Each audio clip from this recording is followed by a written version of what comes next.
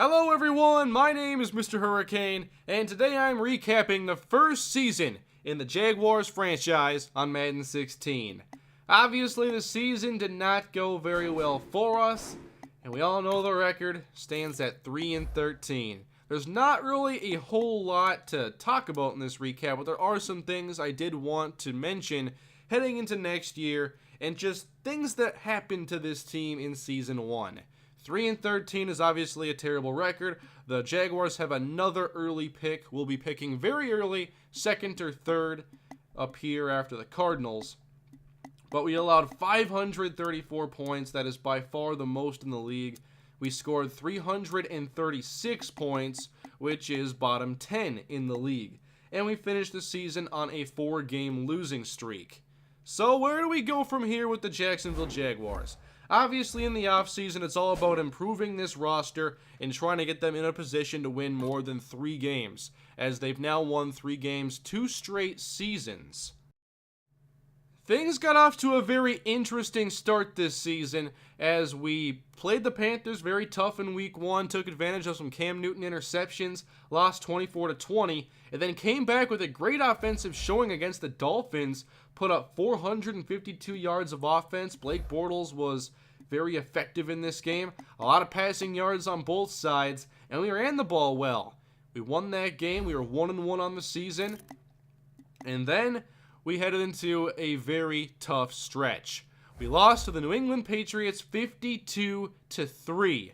Only mustered 133 yards of offense. And then after that, we lost to the Colts 45-6. Sadly, this performance was an improvement in the point department on both sides, but not by very much. And then you can actually notice an interesting trend in these games, but the scores just continue to get a little bit better every week until we eventually fall to the Ravens here by 10. But then we win against the Titans 44-37 in a very fun comeback in the fourth quarter. That was a 24-point quarter and 39 points total scored. But that was an interesting one. We overcame 2 Blake Bortles pick sixes, made some big plays down the stretch, and showed that this team has some tools on offense to work with. I think that was demonstrated throughout this first season. Going down the list, lost to the Chargers, beat the Titans again, so a division sweep amidst a 3-13 season. That's very interesting. We beat Zach Mettenberger in the first one, and then Marcus Mariota, who played terrible in the second game. Then we lost 4 straight to close the season, and all of this is capped off with us breaking a record. In 1981, the Baltimore Ravens defense allowed 533 points. We have set the record with 534. That is the worst scoring defense in NFL history. By 1 point, we're in the record books. So obviously, there's one thing we have to improve upon going into next year. But also the scoring offense. I mean, we can talk about how the offense has potential. Here's a look at the starters. This offense certainly has skill. Allen Hurns, Allen Robinson, Julius Thomas, that's a trio of playmakers you can build a passing offense around. TJ Yeldon, 1,300 rushing yards on a team that spent most of the season behind? That's impressive. Blake Bortles, still a lot of improvements to make, but we're going to stick with him and hope that he can deliver some better performances and play more consistently. Not going to give up on him quite yet. Offensive line has to get better on the interior. We have to improve our pass blocking. A.J. Cann was a rookie. I threw him in after Zane Beadles wasn't very good.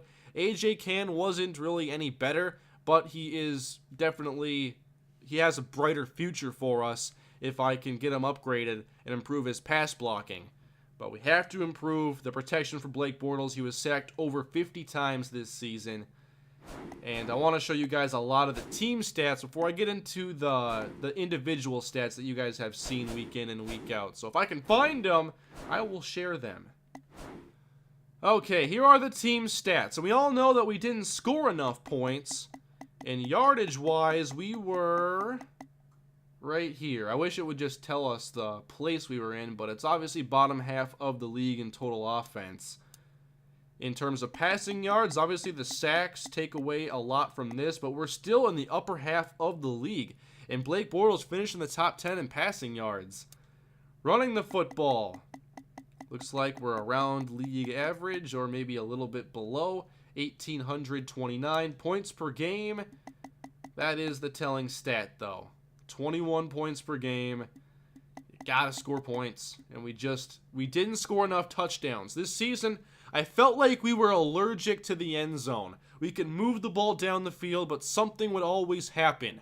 Whether it was the drive stalling, inaccurate passes, drop passes, penalties. We found so many ways to sabotage drives. It just felt like we weren't supposed to score. It was so strange. Passing touchdowns. We are definitely bottom 10 there with 20. Rushing touchdowns. We are bottom 6.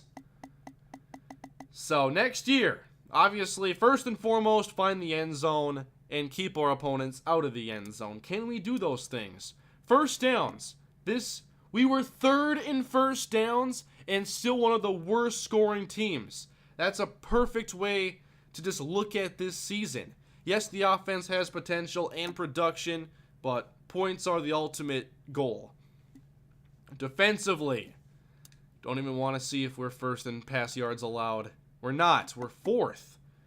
Somehow there were 3 teams worse against the pass than us, but we did step up in a few games, and ultimately I figured out how to run our defense and let us have a chance. Rushing defense, again, bottom 5. So a lot to work on. We all know this one right here, the record-setting points allowed for a defense. Last in sacks with 27. I expect a lot more from our front 4, especially after investing a high draft pick with Dante Fowler, who came on toward the end of the year along with Ryan Davis. Next year we have to get pressure and get more than 27 sacks. Fumble recoveries. Holy, how do you get 24? My goodness. We had 6 interceptions. We actually were in the top 10, 17 of them. They came in bunches, though. It wasn't like a consistent effort. We had 3 against the Panthers, I think 3 against Mariota, so we got a couple good games, and then obviously some rough stretches where we just could not stop opposing offenses. In third down conversions, I'm interested to see where we lie here in third down percent. And it's around league average at 48%. Again, league average on third down. Very good at converting and just getting first downs in general, but could not get points. We went for it on 27 fourth downs. We were losing by a lot this season, so I guess that's going to happen. Maybe that's an NFL record. 51%. 42% on 2-point conversions. Red zone efficiency, oh boy. How many red zone touchdowns did we have? Not as low as I thought, 27, but we didn't have a lot of big plays this year. When we scored touchdowns, it was usually because we were close and could punch it in. 27 touchdowns to 18 field goals. Let's see our offensive percentage. Actually fairly high, at least converting points. How about red zone field goals? Yes, top 3. That's not where you want to be. In terms of touchdowns in the red zone, I already went through this, but it's obviously not good enough. Red zone defensive trips. League average touchdowns allowed. Actually, 28 isn't terrible. It's around league average, or actually a little bit better than I thought. Field goals allowed in the red zone. And again, so teams actually converted quite a bit against us in the red zone. They had the best scoring percentage at 88%. Turnovers. Obviously, you have to have a good turnover differential. We were third worst in that category at -9. 32 giveaways. That's 2 per game. And that's how you lose football games right there. Lost 10 fumbles. That's partially due to pressure, but we also had guys like Yeldon lose fumbles. Robinson last one. I think Julius Thomas lost at least 1. So obviously, next year we got to win the turnover battle. And that's one thing I definitely emphasize, trying to create interceptions, create havoc, and just try to force mistakes. And we didn't do that consistently. So we look at player stats now. Here are the numbers for Blake Bortles, who threw 22 interceptions in his second season and 19 touchdown passes, 50 sacks, and completed 59% of his passes. I believe that was 61% going into Week 17, but he could not keep it above 60. In terms of running, TJ Yeldon was very dependable with 1,323 yards. He also showed a little bit of big play ability when he can break tackles and work his way into the open field. He finished with 9 touchdowns on the season and 2 fumbles. He's gained a lot of experience points, and I've put a lot of them into carrying because that was his big problem coming into the NFL, and I'm trying to negate that. Blake Bortles had 8 fumbles and 2 rushing touchdowns. Denard Robinson had 2 rushing touchdowns as well. And Aurelius Ben, you guys know the jet sweep story of Week 17. Receiving, Julius Thomas in his first year after signing a big contract. 107 catches, 1,332 yards, and 5 touchdowns. We would obviously like a lot more touchdowns and to convert more in the red zone with a big target like him. Allen Hurns and Allen Robinson should also give us a nice matchup advantage in the red zone, but we just didn't see that happen this year. Allen Robinson had 1 touchdown, and I think it was on a play where I just threw it up to him in the end zone. Yeldon had 2 receiving touchdowns. Allen Hurns had 4. Denard Robinson had 1.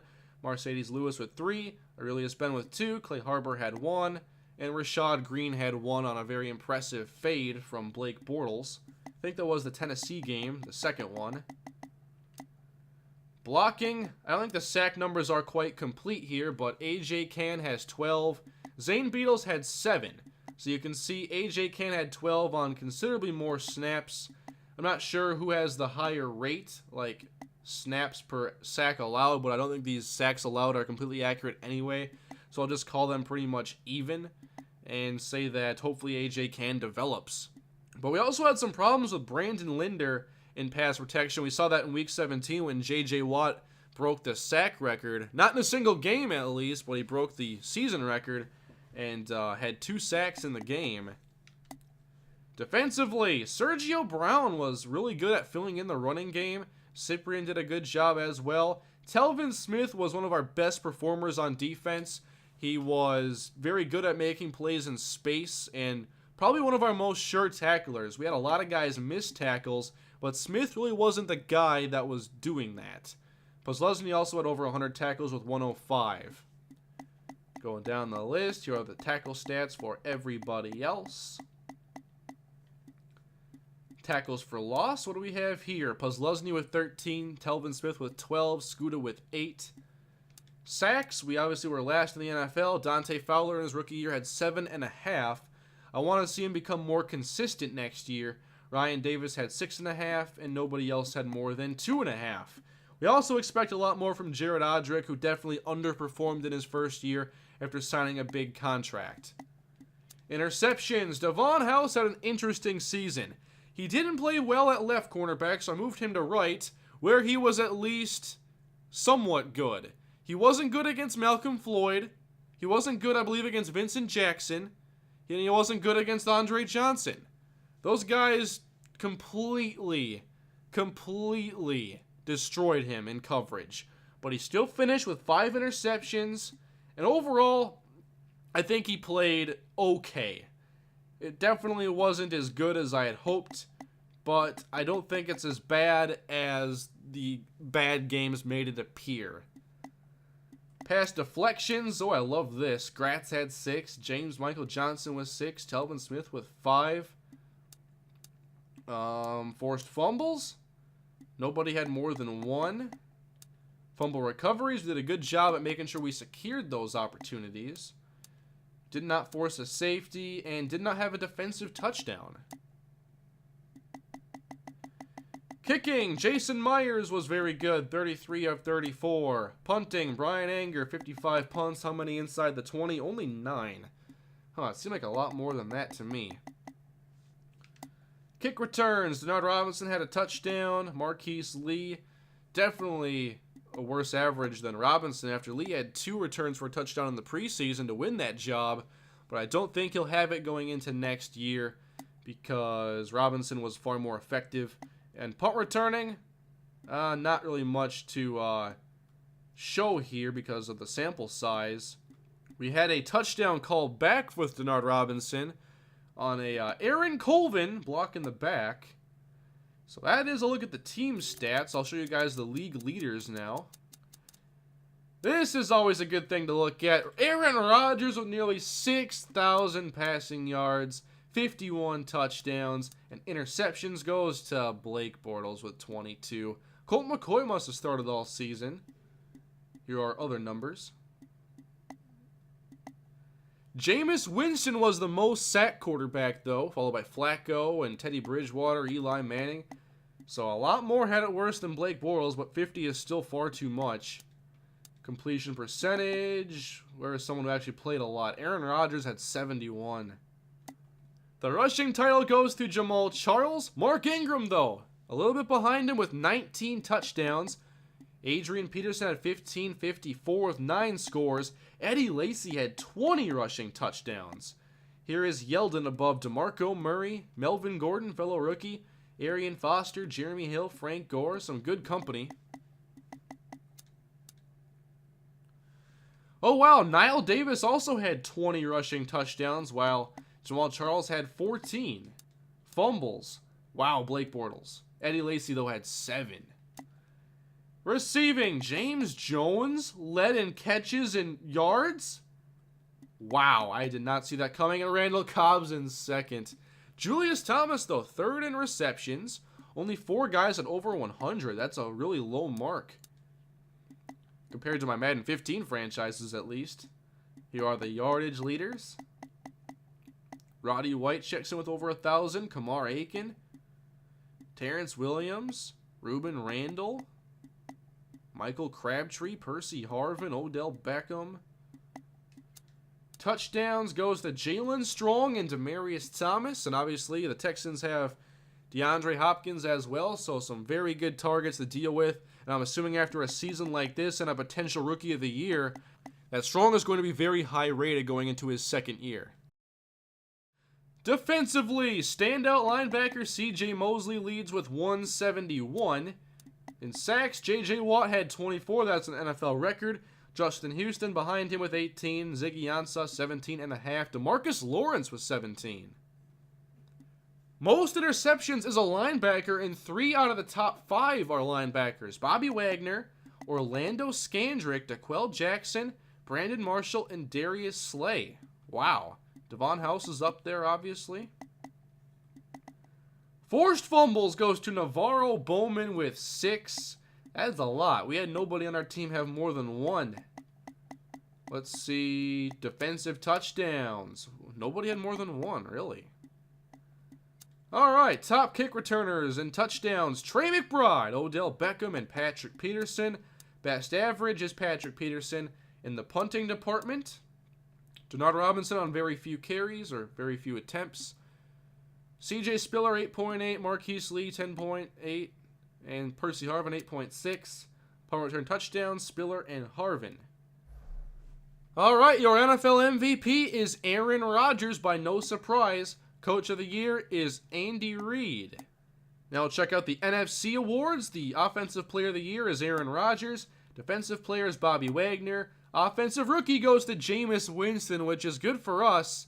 As, wow, where is, oh, Jalen Strong's AFC. I have to look there now. Tevin Coleman, though, Cameron Artis-Payne, Kevin White, Thomas Rolls in 6th. Wonder if Marshawn Lynch finished, or was injured this season. Defensive Rookie, Adrian Amos. Come on, Eric Kendricks, 1 spot behind him. Best quarterback, Aaron Rodgers. Running back, Mark Ingram. Receiver is Randall Cobb and not James Jones. O-lineman, T.J. Lang, Josh Sitton. There's Corey Linsley. D-lineman, Ziggy Ansah. Linebacker, Bobby Wagner. DB, Orlando Scandrick. Kicker, Chandler Catanzaro. So now the ones we're eligible for, the AFC stats. Offensive Player of the Year is Andrew Luck. The Defensive Player of the Year is DeQuell Jackson. Not J.J. Watt with his record-breaking 24 sacks, who was behind Justin Houston. Offensive Rookie of the Year goes to T.J. Yeldon. I'm just seeing this for the first time now. So he did beat out Jalen Strong and Marcus Mariota, along with Melvin Gordon. So Yeldon is your Offensive Rookie of the Year. Defensive is Marcus Peters. Dante Fowler came in 7th. Best quarterback, Phillip Rivers. Running back is Jamal Charles. Yeldon was 5th. Wide receiver was Antonio Brown. O-lineman was Marshall Yanda. Defensive lineman, no surprise here, J.J. Watt. Linebacker, Justin Houston. DB, Marcus Peters, and then Sean Smith. Ron Parker also there in the top 10. Kicker, Sebastian Janikowski. So that is a look at all the awards, but it's impressive to see Yeldon get that Rookie of the Year honor. There really isn't a whole lot more I want to go through. We'll just take a look at the roster. We don't have a ton of key free agents, thankfully, and we do have a lot of cap room, so we could see us bring in 1 or 2 high-profile free agents. We'll see who's out there and what the contract offers are going to be, but at the same time, I'm not going to spend all our cap room. We have players that I obviously am going to want to keep around. Guys like Allen Robinson won't come cheap. If Blake Bortles is the franchise guy, he's not going to be cheap. There are other players as well, so we'll see how things play out. But I would like to make an impact signing in free agency, but the opportunity has to be right. Blake Bortles is obviously one of the most important players on this team for us to have success in the future. Here is a look at his stats from his rookie year to his second season. A lot more yards, touchdowns, and sadly more interceptions, less sacks, slightly more accurate in completion percentage, and a lot less running this year in his second season. But hopefully Blake Bortles continues to improve and we get a more consistent season from him in season 2 of this series. But there's a lot of work to do, you guys know that, and the offseason is what's coming up next. I cannot wait to see this team start to take shape after I get my first offseason to edit the roster and make some changes. And I'm looking forward to it. We have a high draft pick. We'll see what I can turn it into. This draft has a lot of very good tackles and quarterbacks and things that aren't on my radar. So we'll see if I stay in the top 3 or if I trade down to get more picks and try to find some impact players that can really make a difference. But we have a great opportunity here in the draft and in free agency to get some good players, and we'll see what the Jaguars can do in the offseason. Want to do better than 3-13 next year? We got to improve this roster on both sides, especially defense. And so that is it for this recap of Season 1. We'll get into the offseason here shortly. I believe the stream is going to be on Thursday in the mid-afternoon, sometime around 3 or 4 o'clock p.m. Central. So keep on the lookout for that announcement video and an announcement on Twitter so you guys know when that offseason is going to be. But we will be in Season 2 of this series very shortly, and we'll see what's in store once I can finally make some key changes to this team. Thank you all for watching. I hope you enjoyed the first season of the Jaguars franchise. Although it was a very rough season, there was a lot of losing. It was a long year, but if we can turn this team around, it's going to be very rewarding to see that happen. Thank you all for watching. Season 1 is now complete. I know you guys are happy to hear that. Season 2 is next, and we'll be there shortly. Thank you all for watching. Please leave a like, comment below your feedback as we head into the off-season, and subscribe for much more Jaguars franchise to come. And I will see you in the off-season. Have a great day.